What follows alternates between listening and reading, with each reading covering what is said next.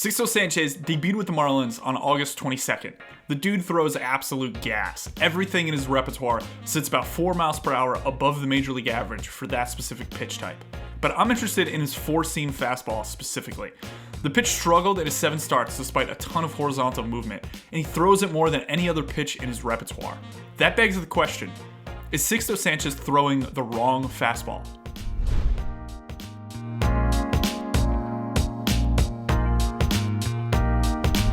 Sixto was the centerpiece of the JT Realmuto trade that sent him from the Philadelphia Phillies to the Miami Marlins. The baseball website Fangraphs had a future 55 grade on him as a prospect, suggesting he's just shy of being 1 standard deviation above the major league average starting pitcher. This is considered a number 3 or 4 starter, about 2.5 for a season. It's extremely valuable, especially for a rebuilding organization like the Marlins were at the time. Let's dig into what Sixto throws to what handedness and where. Sixto's approach versus left-handed hitters is relatively simple. It consists of a four-seam fastball, a sinker, and a changeup. All 3 of those pitches combined total about 80 to 85% of the total pitches he will throw to this handedness. The sinker and the changeup have relatively similar spots in the zone, both down and away, running away from the barrel of a left-handed hitter. The slider and the curveball are both used under 10% of the time and kept down when they are effective. You'll see him blow away G-Man Choi here with some elevated 99 mile per hour heat. But when you jump over to the right-handed side, the main thing I want to point out is the difference in location between the four-seam fastball and the sinker.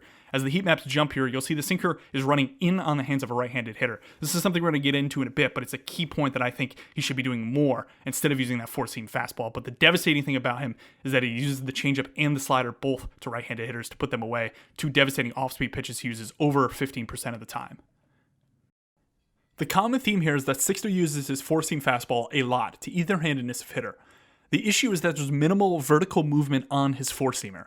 For this reason and others, the pitch gets hit up in the zone, which is his primary location as we saw in our heat maps a second ago. This struggle primarily occurs versus right-handed hitters. Righties posted a 536 WOBA against the pitch, about 170 points above league average.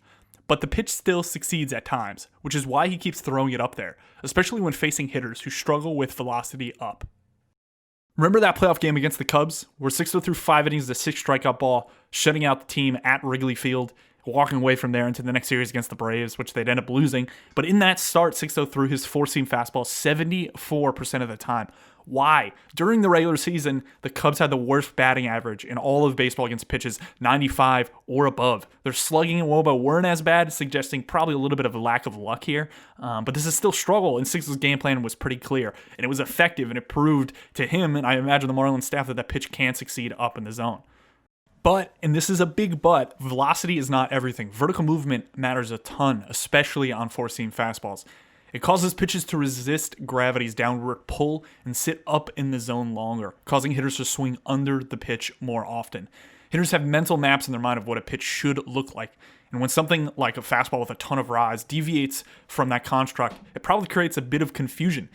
And we're starting to see hitters adjust to this too. The league has gotten better, or at least chased less, against elevated four-seam fastballs. But that's a topic for another day. Sixto's vertical movement is low in part because of the axis on his fastball. Sixto Sanchez's spin axis is right around 130 or 145 on a clock face. It's not ideal. This means the pitch is spinning in a direction that would line up halfway between the 1 and a 2 on a standard clock. Something closer to halfway between the 12 and the 1, or even more towards the 1, would be preferred for a fastball, a four-seam fastball with good vertical movement.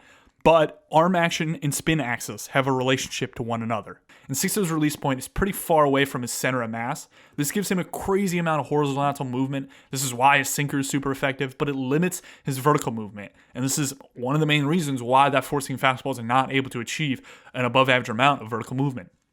And this relationship between arm slot and spin axis aligns with the majority of arms. Pitchers with more vertical release points tend to trade horizontal movement for more vertical movement. And pitchers with lower, more horizontal release points, like Sixto Sánchez, tend to have more horizontal movement at the expense of vertical movement. So I think it'd be difficult to change Sixto's axis substantially without altering his release point or the way he throws. And this is something the Marlins and any organization probably isn't going to do with the top prospect. Now, this doesn't mean Sixto's bound to fail with this fastball profile. I just think it limits how effective the pitch can be, especially at the top of the zone with this amount of limited vertical movement. Improving Sixto's effectiveness may come via another path. Maybe it's altering the off-speed pitches in his repertoire to better fit the profile of a pitcher who creates this much natural horizontal movement. This would be a textbook goal of a pitch design session. But I want to go even simpler. What about lowering his four-seam fastball usage in favor of his sinker, particularly versus right-handed hitters, where his four-seam fastball is the least effective? The odd thing is that the Marlins had 3 other starting pitchers last season with below-average vertical movement on their four-seam fastballs for their velocity. This includes Pablo Lopez, Sandy Alcantara, the now Detroit Tiger Jose Urena, and our guy Sixto Sánchez. And of these 4 pitchers last season, Pablo and Sixto are the only 2 to throw their four-seamer more than their sinker versus right-handed hitters. Pablo is a pitcher with stellar command, and Sixto is working his way towards that. But if the Marlins think their window is opening up, why not try to accelerate Sixto's acclimation to Major League bats? This seems like a natural place to start. It doesn't require a mechanical tweak or a big change that could cause a domino effect of other problems. It's easy for him to adjust out of if he's not comfortable throwing his sinker this much. And the signs suggesting this might work are pretty simple. He hasn't given up an extra base hit to a right-handed hitter on his sinker. The hits he's relinquished on his sinker to right-handed hitters were all singles. Only one of them was hit above 100 miles per hour.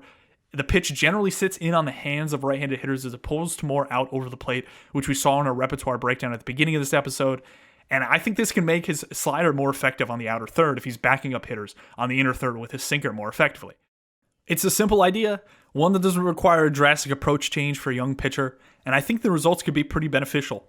The Marlins clearly have an affinity for pitchers with good sinkers, so why not let Sixto Sánchez embrace that?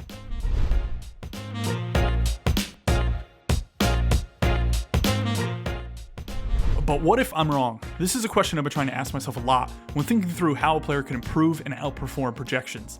And in Sixto's case, it comes down to being different, and his four-seam fastball is different.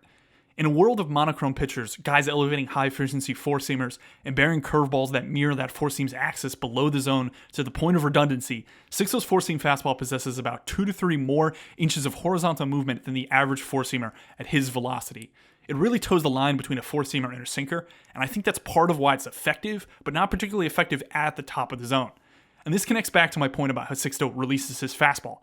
His release point is much more conducive to that horizontal movement unless the team would correct his axis on the pitch, which isn't something that I think they should really do.